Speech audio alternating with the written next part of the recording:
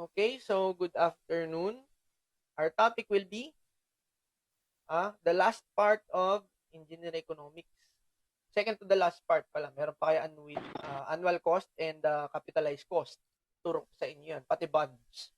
So for today, pag-uusapan lang natin ay depreciation. What are the depreciation methods? Okay? So for depreciation, paano nga ba natin dinidefine ang depreciation? Ganito yan, I'll give you an example. Sa lahat ng commodities, lahat ng bagay na bilihin mo, meron niyang effective life. Kung hanggang saan mo lang siya magagamit. Tama ba? Hanggang doon lang siya. Lahat ng bagay may hangganan. Ganun din yung mga utilities natin, lahat ng pag-aari natin, from houses to cars, they all lose their value in due time. Ang tao nga, nawawalan din ng halaga, di ba? But to define what is a depreciation, yun ang tawag doon. Okay?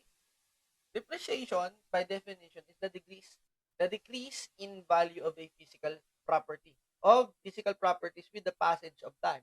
Ibig sabihin, habang lumalaon ng oras, nababawasan ang halaga ng isang bagay. Example, yung bahay mo, yung car, yung computer mo, okay? Refrigerator, anything that meron ka, nawawala ng halaga. Malalaman mo na lang sa huli. Mahalaga pala siya, di ba? Pero let's go on. Maraming types ng depreciation methods. There is a straight line method, a sinking fund method, the sum of the year's digit, double declining balance method. Double declining is the Matheson formula. Merong service factor, service usage formula. Meron ding MARCS. The banks uses MARCS, modified, accelerated. Hindi ko na matandaan kung anong meaning ng MARCS. Pero modified, accelerated, ano yun? Parang type ng depreciation that the banks use. Meron silang meron silang table of how the percentage of depreciation happens. Now, we'll go with the discussion of the straight line method. Straight line method. Ano po ba ang straight line method? Straight line method, ibig sabihin,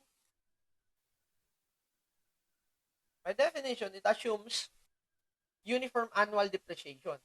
Uniform annual depreciation. So, your annual depreciation is pare-pareho.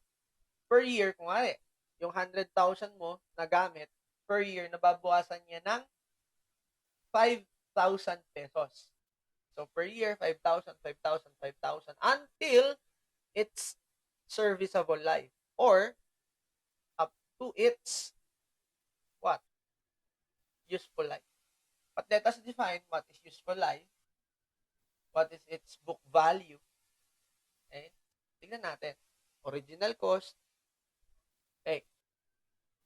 Dito, yung depreciation rate mo, annual depreciation, is denoted as D, CO as the original cost, CL as the yung useful life niya, the cost after the useful life. And L is the useful life of the property in years. Commonly, engineering equipment, backhoes, mga diesel engines, mga gasoline engines, every equipment, nilalagay natin yan sa ating inventory na ang kanilang useful years will only be 20 years. That is customary at that is observed lang na ganun nga lang talaga yung useful life nila. And after nun, pwede na silang maging scrap value or pwede mo na silang gawing surplus. What is surplus? Ibig sabihin, they are refurbished items that is good for another term of life. Kung saan, nirecondition yung machine. Okay? Define muna natin, okay? We denote yung L, useful life, binibigyan sa problem. CO is the original cost. CL is the value at the end of the life. Okay? Okay? Kumari, after 20 years, yan lang yung book value na. The scrap value, the other word for that. Okay? Yung kung pwede mo pa siya bang maibenta. Okay?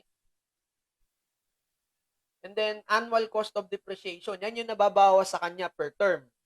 And then, the book value at the end of N years, CN. Kumari, after 5 years, magkano na lang yung item na 100,000? Siyempre, every after a year, nababawasan niya na kumari 5,000. So, after 5 years, kung straight line method, meron yan certain amount of money na yun yung value niya. Ang ibig ko sabihin, yung binili mong kotse na 1 million, after how many years, hindi na ulit 1 million yan. Kasi depreciation takes effect. Okay? And DN is the depreciation up to age N years. Depreciation into what? To what year? Hindi natin alam. So, how will we determine the different denotions na ito? Paano natin siya ma-determine? Itong mga values nito. Okay? Pag straight line method, ito yan mga sir, mga ma'am. In order for you to know the depreciation after how many years, all you have to do is to multiply N. N is the number of years. Hindi mo naman sinabing yan yung useful life niya eh. Hindi to, pwede itong maging L. Okay, pwede maging L yan, pero yung N, hindi mo pwedeng gawing N, L. Parate. Kasi yung N is the number of years lang naman that has passed. In order for you to know the value of the depreciation nung panahon na yon. Okay? Pag straight line method, constant ang iyong depreciation. Ibig sabihin, kung 5,000, after a year, 5,000 ulit, up to 5 years. So, after 5 years, ang total depreciation mo will be 5 times 5. Eh, di 25,000 pesos, i-minus mo dun sa original cost. Now, that is the book value up to 5th year, CN. Ayan. The book value at the end of N years. So, this is the first cost minus the depreciated value after that year. A certain year. Okay? Straight line method. The straight line method, kapag sinabing straight line, uniform ang kanyang annual depreciation. Pare-parehas. And, pwede rin naman natin gamitin ito. Pero kasi, hindi na eh. Hindi na pwede, kahit na lang tatlo ang tandaan mo. Yung depreciation niya, annual cost of depreciation, the depreciation after N years, and the book value after N years. Ito is more or less derivable naman eh. Kasi, tignan nyo ha, si D, ayun no, ito rin naman yun. Okay? That is your straight line method. Now, sinking fund. A sinking fund method, it assumes uniform annual depreciation deposited in a sinking fund whose accumulation is the total accumulation of the period considered. Oh, may napapansin ba kayo? Ni-represent si sinking fund method into a cash flow. Now, another word for a sinking fund is annuity. Annuity yan. Ibig sabihin, yung assume na ang depreciation mo is annual payments or annual na or equal payments, uniform payments, kaya lang naging depreciation. Kapag sinabi kasing sinking fund, annuity yan.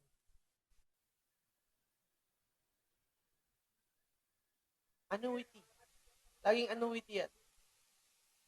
Okay? It is represented by this cash flow. Now, using the formula for the future cost of the annuity. Yun. Di ba ang future cost natin kapag annuity? Ganito. A over I times, binaliktad lang natin.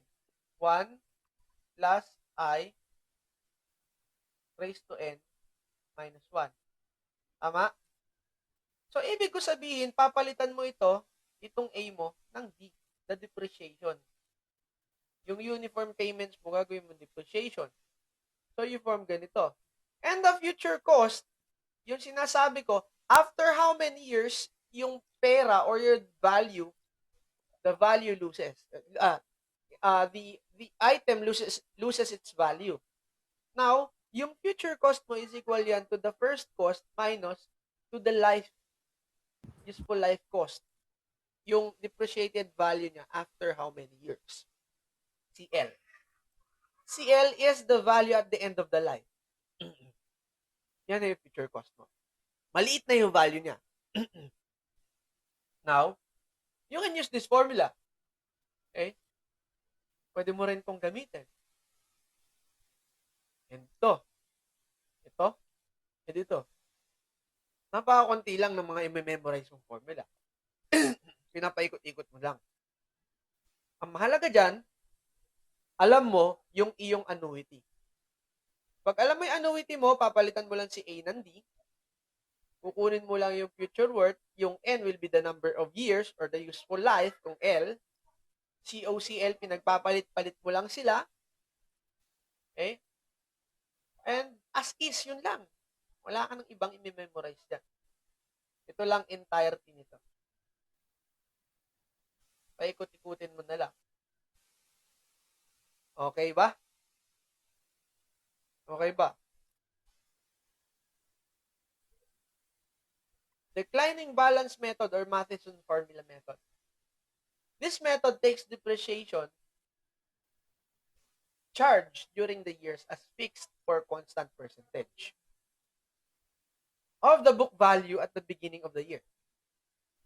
Ibig sabihin, double declining or declining balance.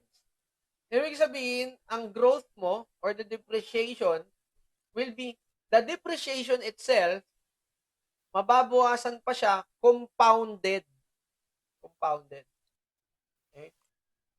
Constant rate percentage. So, meron kang rate of percent na kung saan the percent total of the depreciation grows in due time. Lumalaki yung depreciation rate niya lalo. Kunwari, piso.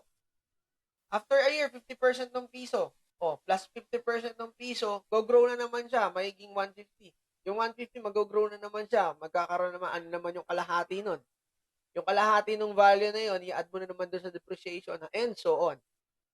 You get my point? Ibig sabihin, declining balance method. Yung mismong depreciation is growing in a rate of percentage of itself. Ibig sabihin, naglalaki hanggang dulo. Hanggang sa maubos yung value niya up to the useful life. Now, this is the formula. DN. DN is the depreciation in a year. After how many years? CO, useful life. K is the fixed or constant percentage. That is always given. K. CN is the book value. Okay, pwedeng ganito yung formula niya. CL is the useful life value or the book value after the useful life. That is also correct. So in order for you to solve for the constant percentage, all you have to do is to have this formula. 1 minus square root ng yung N is the number of years. Kung naman useful life, L. CN is the book value after N years. CO is the first cost. CL is the book value after its life, and CO is the first cost of the item. Okay? Next one. Double declining. Pag double declining from the word itself, double declining, nag-double lang siya. You just double the balance, the declining balance method, dino-double mo lang talaga. As is. Except that, yung K mo is twice over L. Nado-doble. So, it is the formula. Simplified formula na siya. You don't have to memorize. Okay? Dalawa. But, later on to the discussions, I will tell you that there is something more than this. Even better. Okay? Isa-summarize ko siya para matandaan niyo. You'll get the hang of it and then you'll use it very frequently. Lalo na sa calculator. Ibig sabihin, meron tayong calculator technique. Okay? So, don't confuse yourself between things like this. Okay? So, anong kulang sa kanya? The sum of the year's digit. service output method. The method of the depreciation that assumes the depreciation charge is directly proportional to the units produced or the number of hours in service. Medyo magulo ito, pero hindi naman ito gaano tinatanong na. Ito lang yung mga formula nila. Pero somehow, parang sum of years digit pa rin siya. Okay, ito lang yon. Pero, discuss natin ito. Ito na yung summarize. Okay? This is the summary for your straight line method.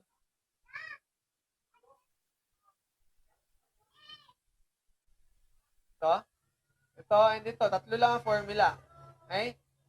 Sinking fund. Oh, nakita nyo, para siyang annuity. Yes, annuity lang talaga siya. Yung declining balance method, that is more or less parang compounding term. Sum of the years digit. Yan. Yung sum of the years digit, you just sum up all the years, okay, in reverse. Ang pag-compute sa kanya in reverse. Okay?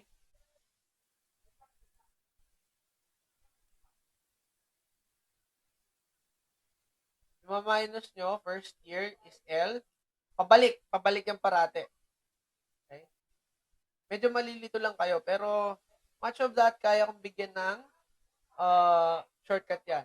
And much for that, i-apply natin sila pagdating ng problem. Okay?